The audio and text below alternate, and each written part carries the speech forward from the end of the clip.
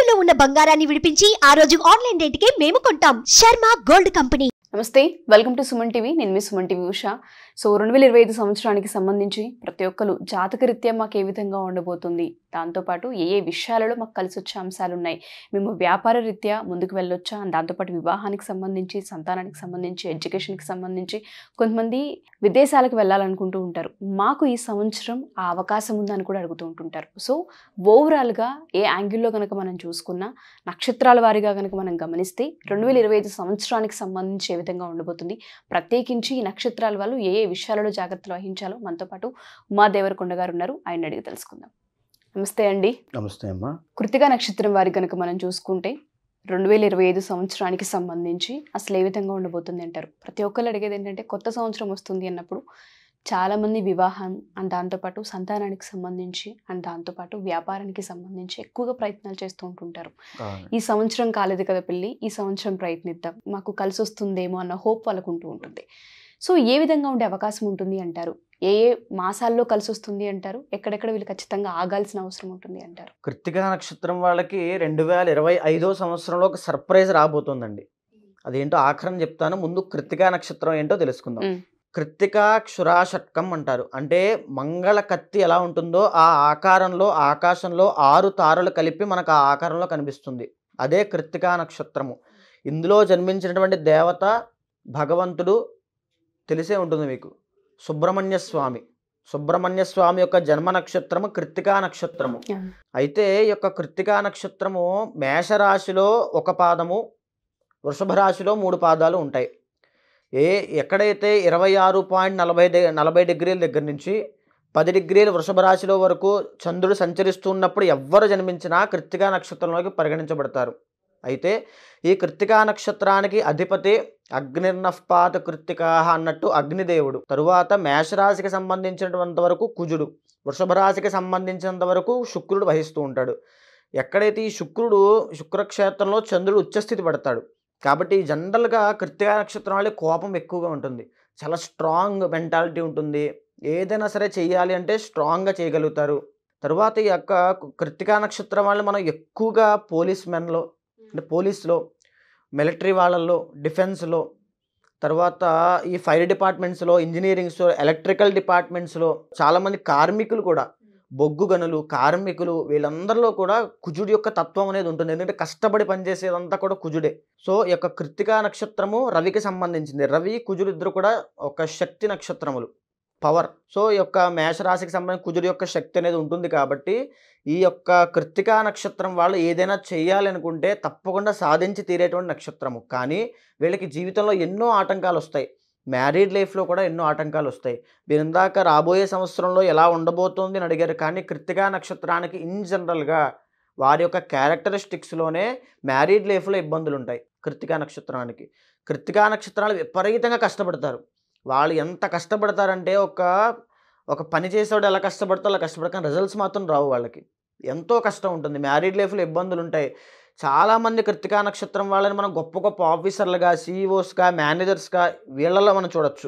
చాలామంది కట్టిగా పేదరికం అనుభవిస్తూ లేబర్ పని చేసుకుంటూ వాళ్ళకి జీవితంలో ఏ గ్రోత్ ఉండదు, వాళ్ళ ఫ్యామిలీని పోషించుకోవడం కూడా వాళ్ళకి ఇది ఉండదు. అలా కూడా చూడొచ్చు. కృత్తికా నక్షత్రం వాళ్ళ కనుక ప్రాపర్ గైడెన్స్ ఉంటే, వాళ్ళని ఈ వృత్తిలోకి వెళ్ళాలి, ఈ వృత్తి ఇలా చెయ్యాలి, ఇక్కడ ఇలా ఈ స్టెప్ తీసుకోవాలని చెప్పగలిగే వాళ్ళు ఎవరైనా ఉంటే బ్రహ్మాండమైన స్థాయిలోకి వెళ్ళిపోతారు కృత్తికా నక్షత్రం వాళ్ళు. వాళ్ళకి అది ఉంది. అయితే ఈ యొక్క కృత్తికా నక్షత్రంలో జన్మించినటువంటి 4వ పాదంలో కనుక పుట్టినట్లయితే ఎవరైనా, ఈ 4వ పాదంలో పుట్టిన కృత్తికా నక్షత్రం తల్లికి దోషం ఉంటుంది. కృత్తికా నక్షత్రంలో పుట్టినటువంటి జాతకుడు కానీ జాతకురాలు కానీ వారి యొక్క మదర్కి చాలా ఇబ్బందులు వస్తాయి, అనారోగ్య సమస్యలు వస్తాయి, కష్టాలు వస్తాయి. ఈ యొక్క జాతకుడి వల్ల బెంగ పెట్టుకుని ఇబ్బంది పడుతూ ఉంటారు. ఖచ్చితంగా 4వ పాదంలో పుడితే కనుక నక్షత్ర శాంతి అనేది తప్పకుండా ఆచరించాలి కృత్తికా నక్షత్రం వాళ్ళు. ఒకవేళ డేట్ ఆఫ్ బర్త్ లేకపోతే కృత్తికా నక్షత్రం మాది నిర్ధారించుకోవడము ఆ ఈ ఊ ఏ 4 దీర్ఘాలే. ఈ రకమైన నక్షత్రాలతో కనుక మీ పేరు మొదలైతే మీది కృత్తికా నక్షత్రంగా నిర్ధారించుకోవచ్చు. అయితే ఈ యొక్క కృత్తికా నక్షత్రం వాళ్ళకి 2025 సంవత్సరంలో ముఖ్యంగా ఇప్పటి వరకు వృషభ రాశిలో ఉన్నటువంటి 3 పాదాల్లో ఉన్న కృత్తికా నక్షత్రానికి కంటక శని అనేటువంటిది ఒక నడుస్తోంది గోచార పరంగా. కంటక శని అంటే వృషభ రాశి నుంచి ఇప్పుడు మనం లెక్క వేసుకుంటే కుంభంలో ఉన్నటువంటి శనికి 10వ స్థానం అవుతుంది. అంటే దశమ స్థానంలో శని ఉంటే కంటక శనిగా పరిగణించబడతారు.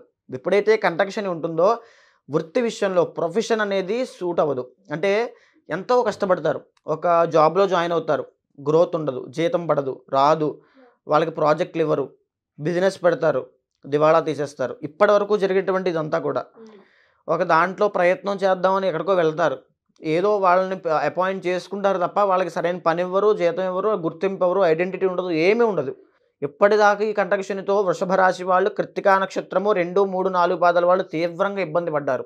ఇప్పుడు రాబోయేటువంటి మార్చి 30, 2025 మార్చి 30 తరువాత శని మారుతున్నాడు. మారిన తరువాత కంటక శని దోషం వెళుతోంది, బ్రహ్మాండంగా సెటిల్ అవుతారు. ఇప్పటిదాకా మాకు జీవనోపాధి లేదు అనుకునే వాళ్ళు ప్రతి ఒక్కరూ 2025 మొదటి నెల నుంచే ప్రయత్నం చేయమనండి, బ్రహ్మాండంగా సెట్ అవుతారు వాళ్ళకి.